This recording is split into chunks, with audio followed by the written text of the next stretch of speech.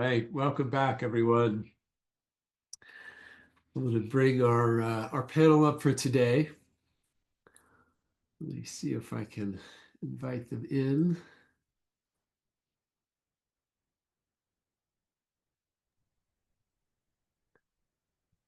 Oh, looking at a beautiful spot there, Wali. I had to get outside. It's cruel and unusual punishment to keep farmers inside for this amount of time. I know, right? That was what I did. I went, took my socks off and walked on the grass for a few minutes. I'm sitting on my back porch looking out over the farm. Nice, nice. Well, welcome you three. I didn't hear from Matias whether he'll be Yeah, joining I'm us. here. I Oh, think you wait. have to unlock my video. There we go.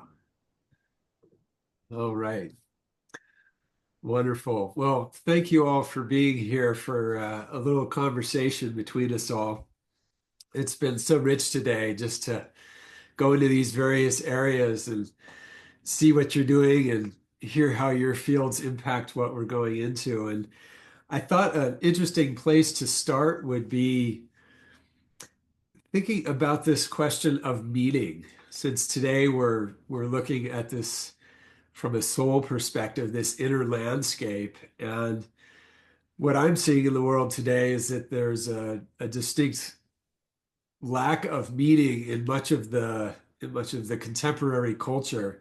We certainly have it in our own lives and things, but I feel like there's a questing for that. And I think it was Viktor Frankl who described this question of meaning as the central one, that those who were able to flourish in their lives had a reason for living.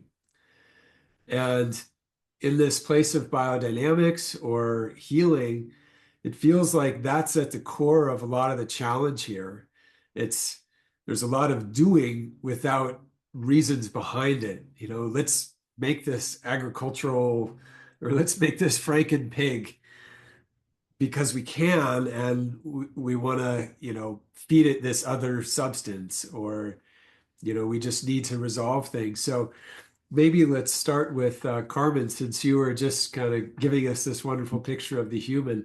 How does this question of meaning fit into your practice when you think about the health of an individual?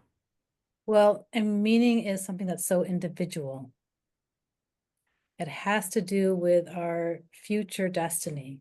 We could even say our future karma that's streaming toward us, right? Meaning is how we are meeting that invitation, Yeah.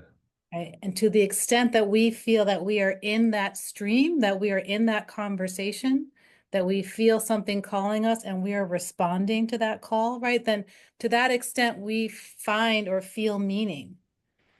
And we can't give that to another person, right? The natural world already has that, right? They already have their reason, their native expression and instinct for expressing the spiritual world. They already have that given to them. It's only us young human beings that have to uncover and discover that for ourselves, right? And so, I mean, you're asking a question that's at the core of health and healing in my practice in medicine, certainly. Because if a patient comes into my office and they don't have an experience of meaningfulness, then that's a level of suffering that I'm there to hold and carry with them. It's very different from a person who's sick, but has that level of meaning and meaningfulness, right? Those are very different pathologies, you could say. And again, because it's a place that's so full of this question of human freedom and the future, then all I can do is I can see and encounter the patient in their truth and in their goodness, right? And in their beauty. And through that reflecting, or I'm perceiving them as they really are, then they begin to have that experience for themselves. And that opens a pathway. Yeah. I think that's enough for now because I'd like to hear how others would respond to this question. Yeah, maybe Jonathan, I was thinking about this question of all of these technologies being developed that we're guiding our youth towards through this education. And it seems to me that a part of what you have to offer is these deeper pictures behind it. Do you feel like there's an openness to finding significance through these practices, or is it pretty empty there? It's more of just a technical solution. Yeah, I mean, maybe I'll have a stab at the question of meaning. Or maybe that is again what you're asking, maybe with the Yeah. technology. But there's a couple of things that circle around me with that, and I was experiencing this other day, just the other day, where there's different ways that one can work in the kind of educational relationship, and one of the things that there's a couple of things here. So one of the things that's significant for me was when I was studying in the realm of education, because education is its own discipline and craft and theories and philosophies, and there's this whole kind of world out there in it. And something that really helped me was I came across this body of research in the educational realm called Threshold Concepts and Troublesome Knowledge, and I kind of really liked it, and it came out of economists. Actually, they were teaching undergrad students, and they would hit a moment where the eyes would glaze over and there'd be this kind of checkout thing, and everybody who teaches knows it, and it's kind of like, oh my god, is it me? Is it because I'm not bringing it across well? Is it because it's late or whatever it is?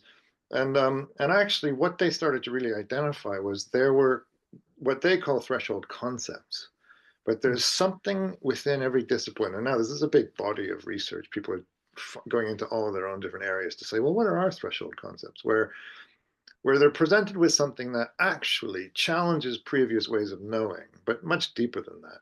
Previous ways of being, because our knowing and being are so kind of interlinked. Yeah. And the glaze over of the eyes can become worse than that. Like you can kind of feel things get a bit squirrely in the space. And actually sometimes you can have some tricky stuff to work with, because actually what's happening is someone's reality is shifting. Yeah. And it's a really helpful piece to acknowledge, because then it's threshold concepts, troublesome knowledge, and liminality. And the embracing of liminality is all of a sudden you're leading somebody into a space where they can no longer hold on to what they had before, and they haven't quite grasped what they're possibly working into. And that's a tricky space, especially when educators are kept getting told that you have to keep your students happy. This isn't a happy world. Get This is canceled. kind of like, I was really comfortable with materialism and mechanism and earth modes of thinking, and all of a sudden everything's becoming fluid, and I'm not liking it.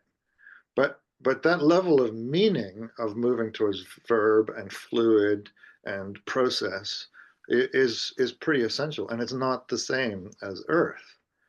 Whereas to try and have those dialogue, I mean, I think that there are potentials to have those dialogues to say, okay, why is it that we keep reducing everything into a mechanized, totally controllable, completely manipulable space, when we've just really kind of stepped over a threshold? I don't know if that quite has a go at it for you, but if there's an invitation to say there's a different meaning space around mineral earth, there's another meaning space in water fluid. Yeah.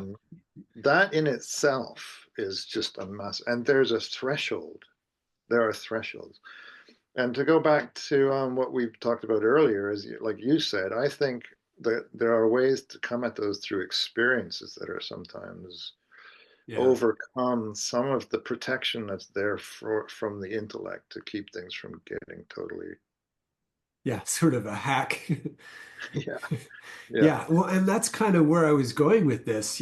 Both Wali and Matias were speaking to a religious experience almost with these basic, processes that they're doing to run their lives. And I mentioned this with Eduardo the other day, the idea that Steiner shared of those that they're working with the land need to become a new priesthood. That's kind of why I brought this meaning question in, because there's a place at which you have to step into that uncomfortable as a leader, as a guide. You're taking people into that liminal space, like you said. And even Wali saying like I was a little reluctant to merge these fields, but they're creating doorways when you start to cross these things where people feel like they can step into. And even if it's visiting a doctor, that's why I love the anthroposophy includes the soul as an important element of it, because those doorways allow for people to connect to things that are scary because they Yeah, see just there's before handing over to fellow speakers here, right? One of the things that I got very interested in was when we didn't acknowledge thresholds that we'd come to, and so we right. didn't allow troublesome. We didn't go into liminality, and we just kind of actually kept going once we had crossed the threshold. And that's where I think a lot of this technological world comes from. Huh. We actually should be in a different domain, having honored the threshold and actually had reverence for it, but we Right. haven't. So Yeah. we've actually kind of pushed through and somehow kind of avoided the threshold. And that's where I think we get some really bizarre terms and bizarre concepts, which shouldn't really hold if we were honoring these thresholds. I'll hand over to others, but that's kind of two Yeah. cents. That's an interesting point. And maybe Wally, you can speak to that in terms of like your community there. It sounds like you started on an intentional community back when you were 18. It sounds like you've kind of created that. Is your community based on the Zerat principles or Uh, just biodynamics? And how do you cross that where it's not people feeling like you're bringing a dogma or forcing something on them? well, I believe that the deepest beliefs or truths that we hold manifest through who we are. And there's no need to hold up a sign Yeah. that says, oh, I am a Sufi, I am a biodynamic farmer. I think that what happens is that there's some sort of relational experience when two souls meet. And if there's a resonance, then there's a conversation. And if there's a conversation, there's an opening both ways, and we learn from each other. But when you ask the question about meaning, what came to me immediately was that meaning is discovered through a sense of purpose.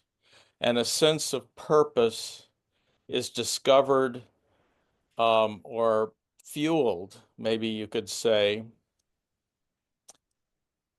by having clarity of the ideals that one holds. Um, and that requires broadening one's perspective so that one looks at this really, you're asking what is the deepest question that could be asked of anyone? What is the meaning of life? Why are we here? And that's something that each of us has to answer for ourselves, and the answer is right here in the heart. So we have to find a way to quiet that small ego self so that the larger I uh, comes through with clarity. And then out of that, we say, okay, so I'll speak for myself because you wanted to know about biodynamics. So I look into my heart and I go, okay, well, my life is one of service out of love, you know? And by farming biodynamically, I am serving the earth by helping heal the earth. I'm serving humanity by bringing foods that nurture the human being and help in the human being's evolution. And I'd also just like to add that our ideal changes through our life. You know, there's times when we go, oh, truth is it. Yeah, Truth idealistic is the most youth. important thing. And then it might be a little later, something happens to go, no, no, no, it's compassion. That's what really speaks to me is compassion. And so we not only do we each have um, slightly different have different emphasis on our ideals, but we ourselves have different ideals throughout our life. And as we embrace these different ideals, we broaden our sense of who we are and our sense of purpose. And that gives us meaning in our life as we work toward that ideal. Yeah, that makes sense. Get You the could, ideals straight. yeah. Yeah, don't get the tattoo yet. Right. And I think Matias, you were speaking to the meaning that you found in being able to be sensitive to that language of the natural world, those words from the natural world. And it seems to me, you can speak to the folks you've worked with, but is there a way that you found to bring that language to your community? Is that what you're doing through the ceremony, through festival and ritual? Yes, it is. But I would just add there's a activity within that, which is through this language, how is that somehow connecting to something perhaps in my biography, and how that connection in my biography can be shared with another in a sort of a dialogue. Back to the meeting. Yeah. Yes, in a dialogue, and there will then out of that potentially be a resonance between one soul and then another, and and somewhere in that I find that the meaning actually was in me. Meaning is in the human itself. Mm. And so this language helps one to change the way I think about how I think about meaning. And that, yeah, sort of the work in nature helps, yeah, make those bridges for us, because they are also analogs of how I am changing these relationships, whether through hearing something from someone else's biography and how that might connect to some phenomena in nature, or to some illness, or to some um, event that I am, trying to, yeah, understand within time. Yeah. Huh. Yeah. It makes me wonder about, I think the part of the original impulse from those farmers talking to Steiner were saying we're seeing our crops not being as vital.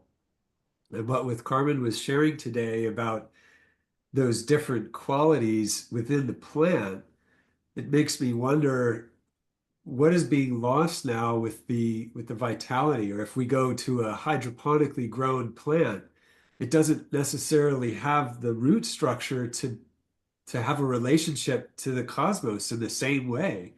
Do you see that? Like nutrition, you spoke a little bit of that, Carmen. Speak a little bit about nutrition in that question. Are we lacking the capacity to develop meaning because we don't have those forces in our food?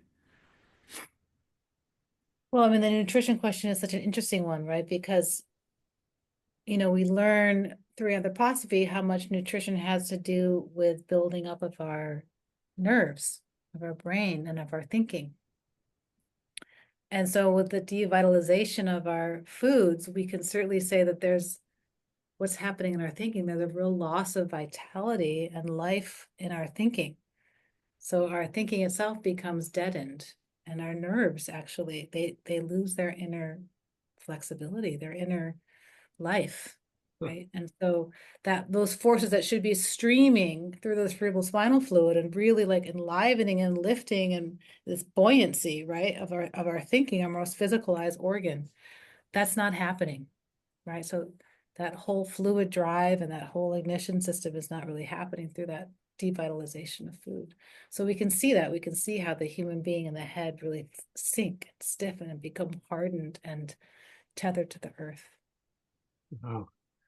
Yeah, that's a profound challenge. I mean, not to mention, recently we were hearing the AI is going to be developing new mRNA vaccines for everything.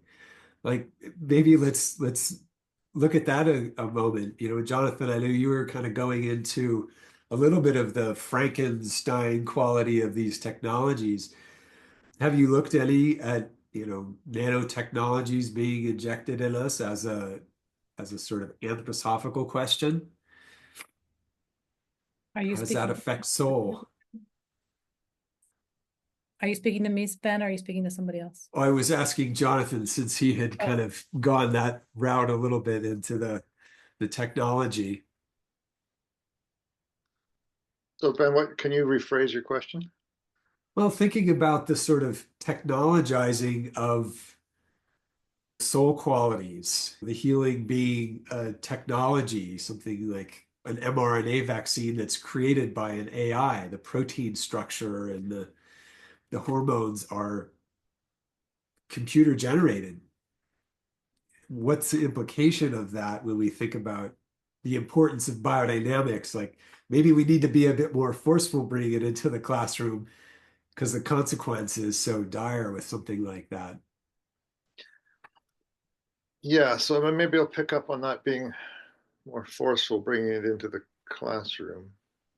I mean, we've lived through some very interesting times these last few years, and if anything has become clear, it's I would say is that one doesn't win hearts and minds through forcefulness. And I'm not criticizing you. I'm just picking up on what you said, because actually what we've witnessed is the most incredible um, kind of bifurcating of views and positions, even in spaces where we never would have imagined that would have happened. And Yeah. so I mean that's perhaps a different phenomena, but there is a phenomena still somewhere I think there that says technology is good and technology will bring solutions, and limits to technology, like limits itself, is a fascinating notion to try and understand. And actually within biodynamics, I would say um, there is an acknowledgement that there are limits within different domains and limits that one wants to. I mean, the notion of the farm as an organism, to me, proposes the notion of some kind of limit. An organism Right. has a skin, it has a metabolism, it has a, they're different. Elephant is different from mouse, but there are still scales and limits and all the rest of it. And in the realm of technology, as in the realm of, as in a couple of other realms, we seem to be playing as if there are no limits and there are no boundaries that we can um, that we can we have to honor, including the immune system as a limit guard, as a guardian of limits. Yeah. So I think we're getting into tricky territory. And what is tricky, and to go back to the educational space, is that's a very tricky conversation to have, because what's known educationally is the phenomena of early closure. If you don't find the right dialogue, you do the opposite to what you're trying to do. Mhm. Or hoping to do. If that's what I've been trying to share, I think, in my experience is, um, and I'm up for boldness. I'm up for actually the discourse being bolder, and I'm up for a stronger challenge and a stronger position to be had on where the kind of decisions we're making with the technologies and them coming through the body membrane and the cell membrane, and yeah, these are massive events. I just feel like boldness with sensitivity, or boldness with gemut, probably. Be Yeah. bold and love, and that's tricky, because even within our own circles, even within biodynamics, there can be a lot of boldness that can actually be encountered by the other as an attack rather than an opportunity to kind of share and progress. So we're in the soul. I mean, we're in the nice chewy portions of the soul with all of this. Yeah, absolutely. Yeah, well, and that's kind of the challenge is, as we move into this consciousness soul domain, the freedom is more and more, and the boundaries become more clearly defined from one soul to the other. And that's And what also Dennis less at the same time, sort of bizarrely both. Yeah. say more what you mean there. Well, it does feel to me that the rate at which things can move in terms of, um, they're kind of Virality. like wildfires that can happen very quickly now. They can be out and moving between souls before one's ever be able to stop and say, well, hold on a second, what is that? So the Right. benefits of, like, the challenge of the academy, we all know probably. The benefits of the academy is you should be adopting the opposite position.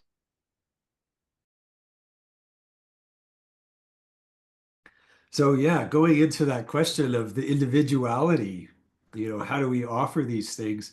Matias, you've traveled so much in your journey, talking with different folks, presenting with different folks, training different folks. Do you find that different countries, cultures are more receptive to the ideas and willing to embrace them in a way that is it a contemporary kind of like first world issue where we're seeing it not be as well adopted, or speak more a little bit to that if you would. You mean ideas pertaining to biodynamics or? Yeah, kind of this Okay. transition into recognizing that there is other realms. It's not just about the matter. Yeah, I found there is a thinner veil, you could say, in other cultures, meaning that there's already in the community life a kind of a presence of ritual and of the reality of the spiritual world. Um, and perhaps that kind of comes out of some of the um, forces that lie within the heart spheres within those regions that I have been to, and maybe some of the um, picture of having more flexibility in their soul around materialism, meaning they in other cultures have definitely preference towards leaning towards things that are more in the realm of their living experiences, let's say in nature and things, and that the materialism isn't always something that really thwarts or impedes that. Of course, there is elements of that, but I would say that there's a lesser degree in some cases. But for example, I think my work in um, in the very beginning when I was working in Central America, I went back to Belize to go visit that Ms. Beatrice, that Mayan teacher, and I was sharing, some things about the preparations in Pacific with her, and she was like, "Yes, many, many years long ago, we used to use cow horns for this and this and that." And she understood that was an actual sense organ that is still connecting or still is connected to streams in the etheric and in the astral. And that wasn't some kind of concept for her. That was something that wasn't an experience for her. And so that was just to give an example that there wasn't much of this barrier to explain it. Maybe some of her language of the different um, hierarchies within the mind spiritual world, someone could probably take some research and see how that can be applied to some of the more ancient language that Steiner was borrowing from when he was speaking about the hierarchy. So there was always these correspondences that I have found that perhaps in other cultures still is, pretty alive. Yeah. Yeah. Thank you. I wanted to give you a chance to finish your thought there, Jonathan. You froze for us there for a minute. Well, the moment may have moved on. I mean, I think the thought I was, yeah, I think where I got to in that was something around um, the challenges that I have presented, also possibly within the academy, also have an ideal which one wants to try and grasp and hold on to, because it's not a given that it stays. And that is that the practice is to be able to see something from the opposite point of view that you hold, and ideally, of course, the other 11 or whatever. And that, my experience is the value in that is I have a colleague. He came in at the same time I did. He's a soil scientist. He's trained in Cambridge. He worked in industry and soil decontamination, and we see things completely differently. We can get into the most heated disagreements around science. Just say the word science, and we're off. And they really get quite fiery. And yet at the end of it all, we're friends. We'll have a cup of tea and a cup of coffee, and we'll even, in front of our students, we'll hand over a piece of work we're doing, and we'll kind of share that. And I treasure that, because I would tar him with a bad brush to say he's a pure materialist, because I actually don't think he is. But he helps me understand materialism, which I would tend to think I do, but actually having that kind of discourse that's a kind of initiation too, in a way. It can fall in the way that academies run, but there's something very potent there. And that was the thought. I don't know if it still is in flow with where we are, but that was the thought. Yeah, it is. That's kind of the question I'm asking, is this question of, this material view, is there a way to transition? Is there a way to open that conversation up? Yeah. And what are the ways that have been effective to do that? Yeah, it was a great question. Owen Barfield asked this question, and he wrote the book Worlds Apart. And he just imagined this kind of trip, 3-day trip to a English country cottage with a rocket physicist and a botanist.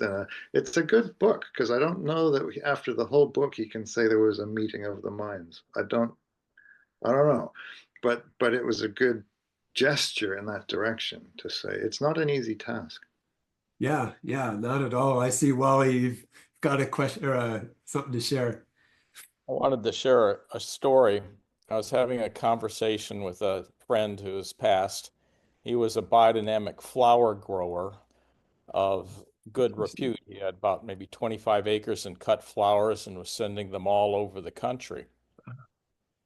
And, he developed a reputation because his flowers would hold up when other flowers wouldn't. And so, yeah, and so he got invited to Holland, the capital of flower growing. And as Paul put it, flower growers are the biggest nozzle heads on the planet. That's what he said. I don't know. But anyway, so here he is giving a lecture on biodynamics to all of these commercial flower growers who are very interested in how he has his flowers hold up so well. And he gets to the end of the lecture, and a guy raises his hand and says, so how do these preparations work? And Paul says, do you know how your chemicals that you use work? And he goes, no. And Paul goes, you don't need to know how the preparations work either. And the point of this story is 2 points. One is you have to harmonize with your audience, whoever you're talking with, or you make no progress whatsoever. And the second is if you actually get people to start using it, they're going to see some results, and then they're going to get curious, and then that can lead to the next thing. Here in Oregon, I'm around a whole bunch of people who believe all sorts of crazy stuff, and so I can just lay it out on the line and nobody blinks an eye, but not for Paul. Yeah. Yeah, that brings it back to what I was saying earlier about, experience changes minds. That's really at the core of it. And this is, I think, the possibility is to say, do we have ways of bringing people on board? I think health challenges open a lot of minds where it's like, I've run out of options here, help me out. And, whether it's soil health or body health, that's a big doorway. So I guess a sort of follow-on question is, what are there ways that you have found make this accessible to kind of conventional friends or doctors or growers or things like that?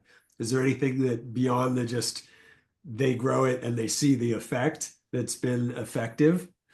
Well, one of my mentors, his name was Alan York, was quite well known for doing a lot of this work of, for lack of a better expression, converting, these large commercial and conventional operations into biodynamics. And he really felt that one of the main challenges in that was to help shift their perception of time, because a lot of the methodologies within a conventional systematic process were very snapshot and very short-termed in their thinking, and to see things sort of meaning like a telescoping of time into the future, because a lot of the transition you will get a kind of a very pronounced slumping period where the basically the crops are being asked to not be addicts anymore,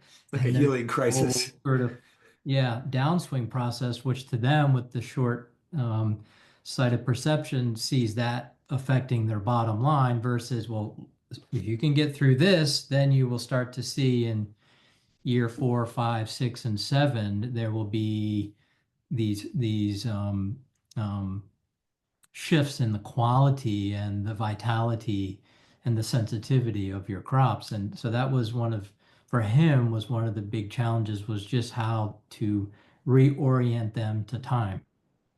Yeah, that's a great way of thinking about it, which sort of leads into a question I've had about, growing up with my father. I was always sort of embedded in the anthroposophic cosmology. And my brother Stefan once said he felt like with that, his anchors in reality were really wide. And so whatever came, it kind of, you could put it into that because the cosmology was so big. And I wonder, Carmen, do you find when you're bringing a remedy that's, say, lemon calf wraps, how much do you need to bring this cosmology in to help them understand the why or the value that, to Matias' point, maybe it's a bit of a longer, they need to sit through that fever. How much do you need to bring the cosmology to make this work? Well, I mean, it's a good question. It depends so much on the situation and the patient. Most of my patients are not anthroposophic. Um, but having a practice here in Berkeley or Albany, people are pretty holistically minded, especially if they're going to come to me, who they already know is not just a conventional physician, right? So most of the time, people don't really ask questions about the remedies. They take it because I tell them to. Some patients do want to know more, especially with something like lemon calf compress. So I'll say it's one thing to take something, it's a whole nother thing to do Or something. nutritional baths? Yeah.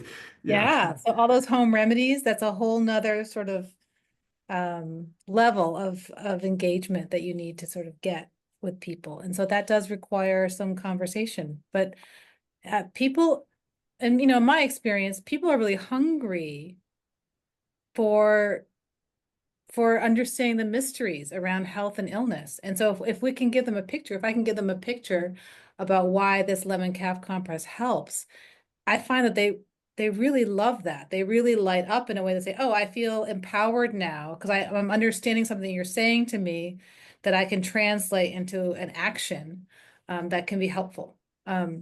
So I think people really do, but there has to be an openness, right? There has to be a level in which they're searching, right? There has to be that seeking. I mean, I'll say I was just at the medical college, my alma mater, back in November, bringing a course to the student body there about the will to heal in medicine. And that was really an impulse coming out of anthroposophy. Without teaching anthroposophic medicine, can I sort of bring some pictures and some experiences and some plant observation was part of what we did, just to enliven them and sort of renew sort of a fresh way of looking at health and healing. And it was really difficult because not everyone has that question and not everyone's searching. And we come up against this again and again in the anthroposophic medical movement and training. You can't just give a lecture to a bunch of people and expect people are going to want to now study anthroposophy. Like there's something that has to really call to someone, so there's something, we need to put it out in the world in a way where people can encounter it if they're interested. But there's something about the initiation coming from the individuality that seems to be really key. Right. Yeah. There's as I was talking about with Eduardo, the fertility of the soil that the idea lands on in their soul needs to be ready. It can't just you can't just jam the plant or the seed into the rock or whatever and expect it to grow. Yeah.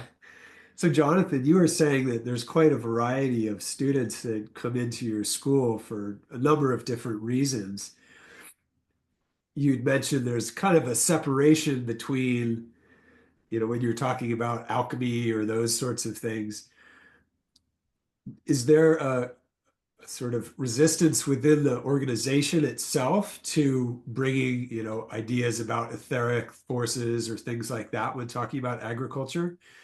Or is it primarily just you don't feel like you can cross that boundary with the students themselves without it kind of Well, veering yeah, off?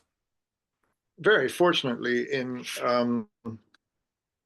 the higher education domain, there's still a lot of freedom and a fair amount of autonomy as to what you can bring.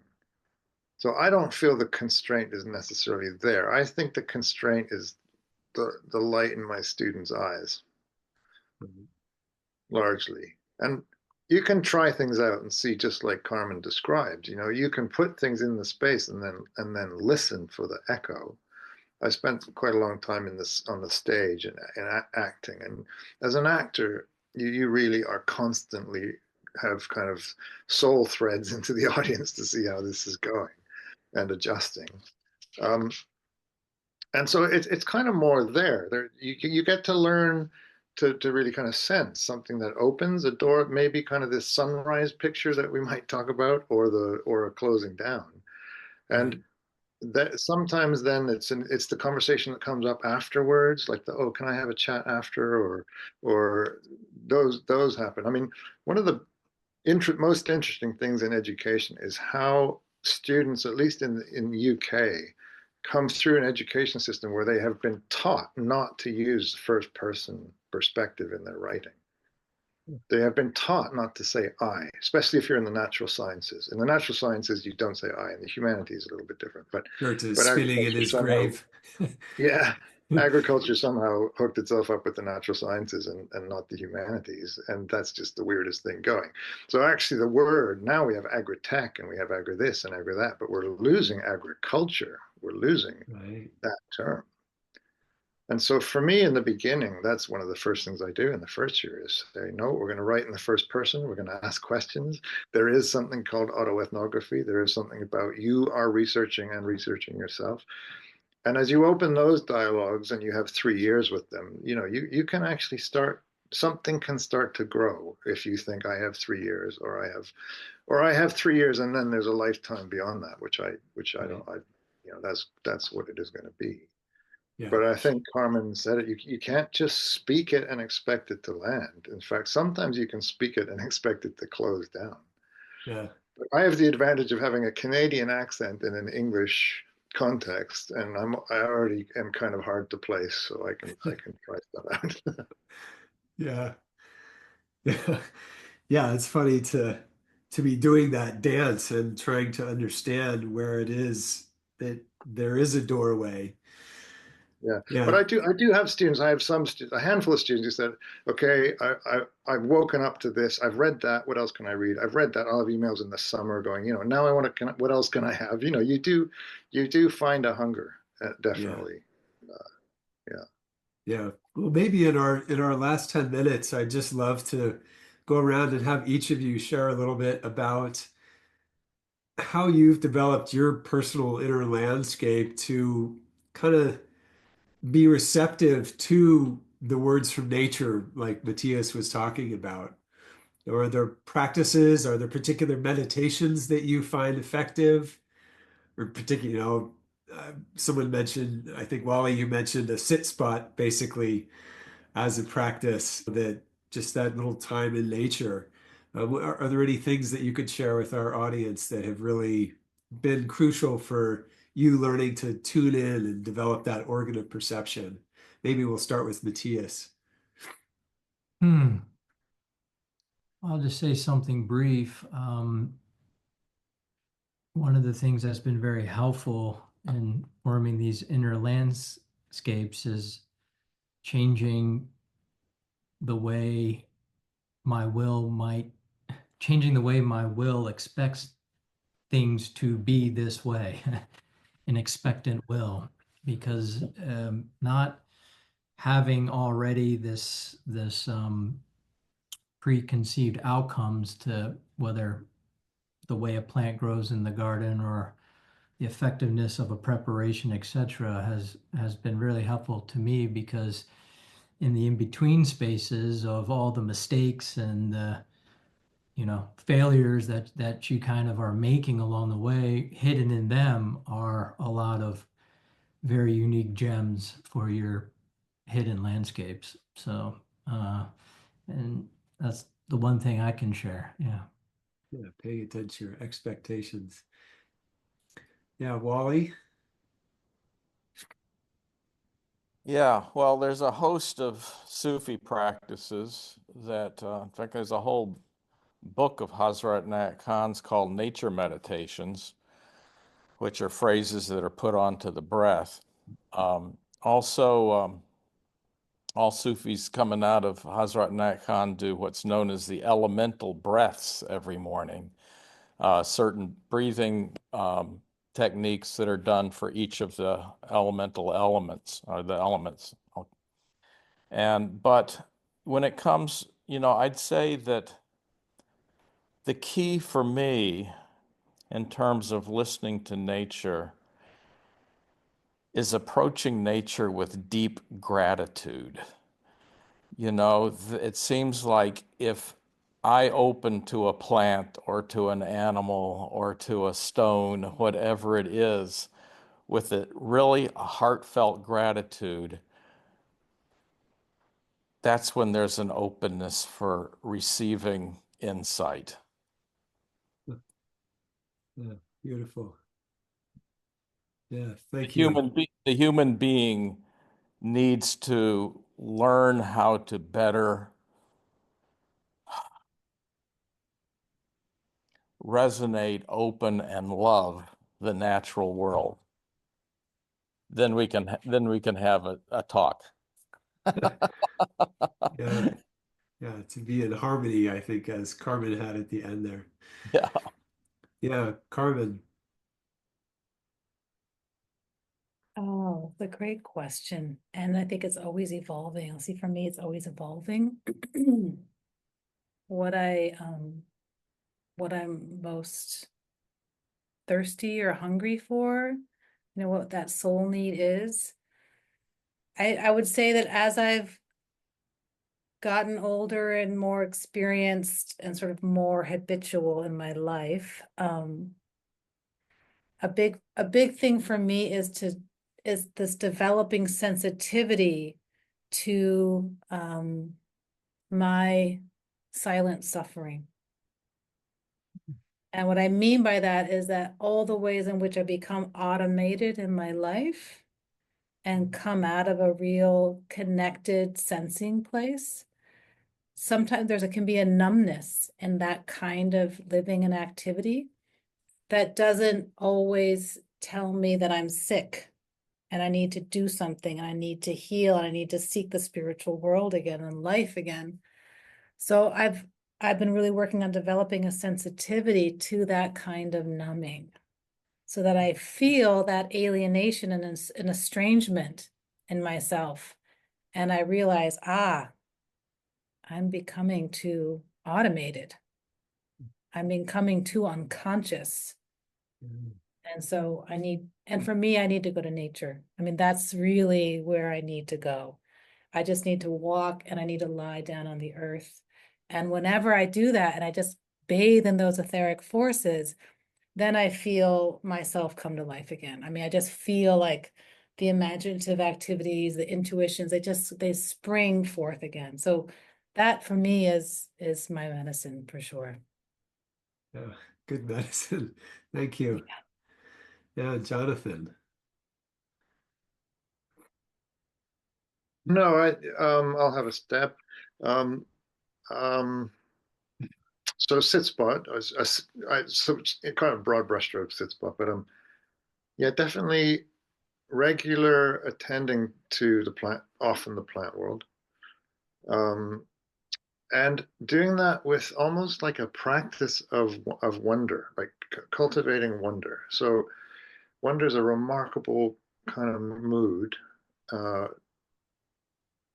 that is not a given and it's not a given for me. And I think actually it's fair to say, we know a lot. Sometimes we know too much. And so just other regular chances to kind of just come into the wonder space and even play.